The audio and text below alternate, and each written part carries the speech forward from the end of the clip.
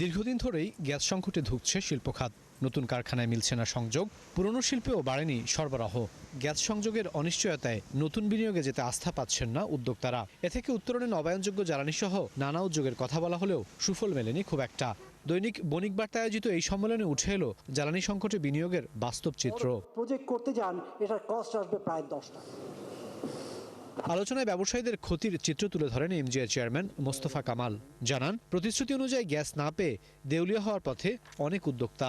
জ্বালানি নিরাপত্তা নিশ্চিত না হলে দেশি বিদেশি কোনো বিনিয়োগ আসবে না বলে মন্তব্য করেন আইসিসি সভাপতি মাহবুবুর রহমান। ব্যবসা বাণিজ্য সহজীকরণের চেয়ে আরো দিন দিন কঠিন থেকে কঠিনতর হয়ে যাচ্ছে, তো সেটা একটা করতে হবে।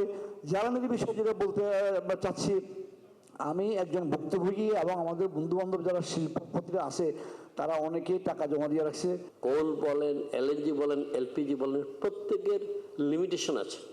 But we need all this mix energy to be able to support our economy. This must be understood.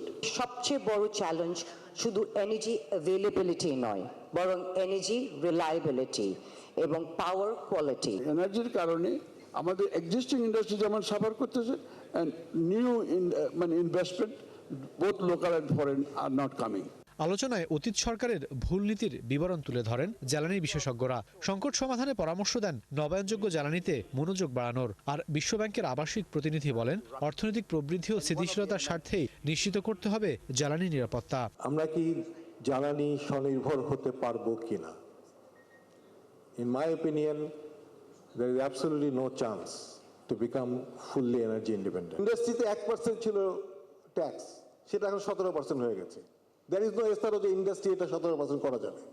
This goes beyond the dependency on importing fuel. It's also about domestic gas production declining and costly legacy also of power generation contract that have created substantial fiscal pressure.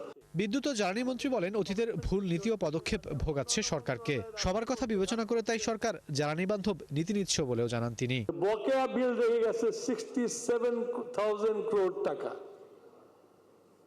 আমি এটাকে কিভাবে ঠিক করব আমি নিজেও জানি না।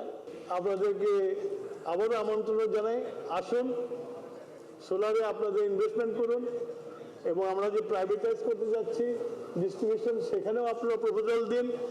আমরা অতি দ্রুত আপনাদের এই যে প্রপোজালগুলো আসবে আমরা ডিসপোজ আপ করব। মন্ত্রী জানান, গ্যাসের চাহিদা মেটাতে আমদানি বাড়ানোর পরিকল্পনা করছে সরকার। প্রাইভেটদের হাতে জিনিসটা গেলে অ্যাকাউন্টেবিলিটি বেশি থাকে। রাকিব আল জাবেদ, ৭১, ঢাকা।